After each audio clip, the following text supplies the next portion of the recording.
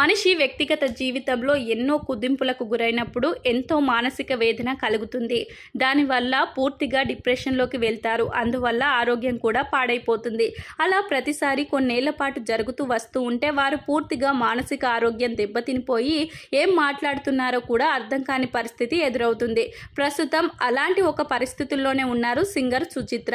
ఆమె చాలా ఏళ్ల పాటు డిప్రెషన్లో ఉన్నట్లుగానే కనిపిస్తుంది. ఆమె మాట్లాడే ఇంటర్వ్యూ చూస్తే కూడా ఆమెకు మానసిక ఆరోగ్యం బాగాలేదు అనే విషయం కన్ఫర్మ్ అవుతుంది.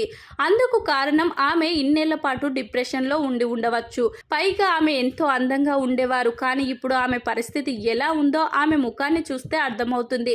మొహంలో కళ పూర్తిగా పోయింది. ఆమె శరీరాన్ని బట్టి చూస్తే ఆమె తెలియకుండా అనారోగ్యంలో ఉంది అనే విషయం అర్థమవుతుంది.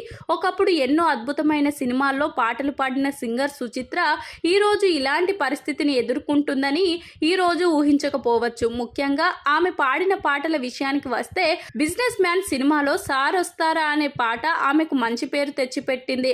అలాగే మిర్చి సినిమాలో డార్లింగ్ అనే పాట కూడా ఆమె అద్భుతంగా పాడారు. చివరగా ఆమె తెలుగులో పాడిన పాట శ్రీమంతుడు సినిమాలో జత కలిసే.